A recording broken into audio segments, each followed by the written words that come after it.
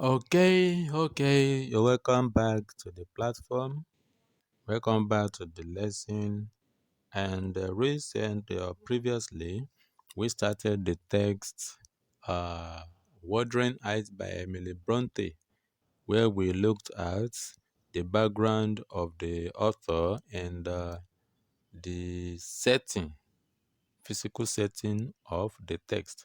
So now in this lesson, we want to look at two things, and that is social setting of the text and psychological setting of the texts. Emily Bronte set the stories in a Wuthering Heights against the background of certain social orders peculiar to the late 18th century after that in England. Christian missionaries are actively in charge of educating the child during that time, in conjunction with the willing parents of that time as well. This accounts for the non-enrollment of Heratin, that is, Heratin for schooling, by Hindley, his father.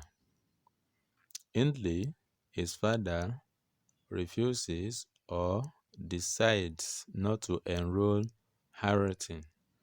And as he hated the child, that is, he hated Harrington, possibly for the reason of the death of Frances, his mother, immediately after his birth.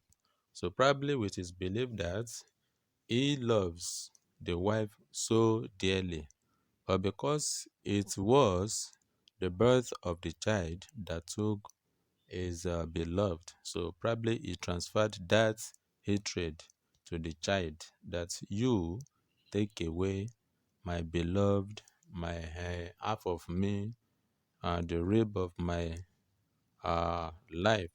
So this is what we have there. And then Christianity faith was practiced under the gospel truth tenets, especially Jesus Christ's teaching of mercy and grace bestowing on people someone identified as in neediness. This teaching of Jesus Christ in the first instance accounted for Mr. Earnshaw's eyes of mercy in picking up the abandoned child he later named Heathcliff. Remember, Hindley refuses due to hatred to abandon what? To abandon Aretin. Refuses to enroll him in school. But this particular child was found by another person, and that is Mr. Earnshaw, and he named the boy Heathcliff. In the snow in Liverpool, that is where he found him, in Liverpool. And Mr. Earnshaw, relying on the tenets against all odds from his wife, and Hindley, his eldest son, who was a year older than the orphan. Instead, to rear orphan Heathcliff together with his own children. Then the Christian mind was not fully emboldened to disregard witchcraft. This accounts for how Joseph, a zealot Christian, kept her calm when Catherine threatened to conjure witchcraft on him. So if he did not stop his embarrassment of Mr. Lockwood in chapter 2 as read there of the poem. In the 18th century, after that in England, big-time farmers like Mr. Earnshaw, father of Hindley and Catherine, and Mr. Lenton, father of Edgar and Isabella, used to live in manors built as a story building within the vicinities of their large farms. Wuthering Heights, built by Mr. Henshaw, and Thrushcross Grange, built by Mr. Linton were of the above descriptions. I hope you are getting it. Wuthering Heights was built by Mr. Henshaw, who happens to be the father of Hindley and Catherine, and also Thrushcross Grange was built then by Mr. Linton, who also happens to be the father of Edgar and Isabella. I hope you are getting it. So in that 18th century in England, servants are beckoned to the presence of the master through the use of wall bell. When they are in need of their services, they are going to what? Jingle the bell for them to know that your attention is needed. That time, weather and topography dictated occurrences such as drastic snowfalls, which in turn often deepens marshes with water, were not toyed with, as they mostly bred sudden death. As I said earlier in the first episode of this video clip, that then the snow or the cold weather of that particular area of that time dictates the life expectancy of the people living there. And this accounted for Mr. Lockwood's announcement of his arrival at Trustwood Grange in happiness, euphoria, to debunk a misgiving of having died in the snow, as people thought that he had died. So when he angrily left Wuthering Heights in a thick snowfall of that time, it was a period where they have a very heavy snowfall at the end of the novel's chapter 3. So we need to read this prose work before you watch this video so as to enable you understand it better. After reading the text, then you listen to this so you understand it better. So gambling was then a lawful money-making venture. During that time, it is gambling. People go into gambling in order to earn money. Heathcliff's job was gambling. Before trapping Hindley Henshaw into it, so there happened to be two.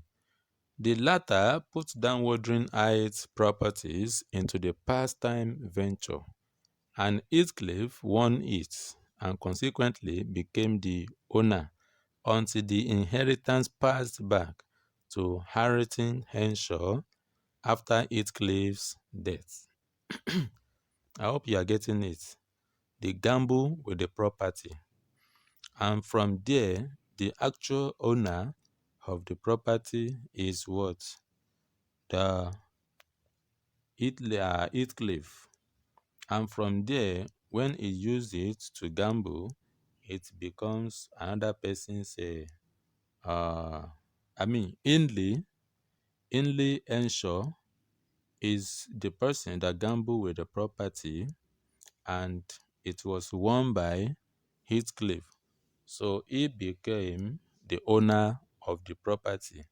And later, as Heathcliff owns this property, he passes the property as an inheritance to another person who is Harrington Henshaw after his death. So inheritance of a dead parent's belongings was legally through a will written and left with a retainer lawyer while that parent was living, whereas the lawyer was ever the only authorized to appropriate such a will to the beneficiaries. At the time, that time, cousin to cousin, that is, the children of a brother and his sister, the marriage was a fashion. That is, they allow it. It becomes something fashionable amongst them to marry brother to brother and brother to sister. Yes, this accounted for the marriage between Linton Heathcliff and uh, the child of Isabella, that is Linton Heathcliff, who happens to be the child of Isabella, that is Linton's family, and Catherine, the daughter of Edgar Linton, who was Isabella's elder brother. The setting also accounted for the marriage between the same Catherine, the daughter of the union of Edgar Linton, with Catherine Nee Henshaw and Mr. Eratin Henshaw, the only child of Hindley Henshaw, who was Catherine, that is Nee Henshaw's elder brother. In the 18th century, after death in England, hair lock from one's head was usually given in gift as a token of friendship or soul mate. This accounted for Heathcliff's adding of a piece of hairlock from his head to that from Edgar Linton in the closest jewel put, that is the one that is put on by Mrs. Catherine Linton at her lying in state after death, which was secretly buried with her. It was well accounted again for Miss Catherine Linton's exchange of a piece of her hairlock with Master Linton Heathcliff as a friendship token.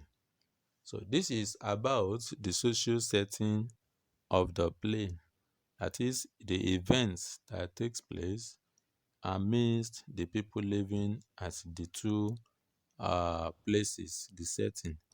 That is a Crossroad Ground and Wuthering Heights. Now to the psychological setting of the text.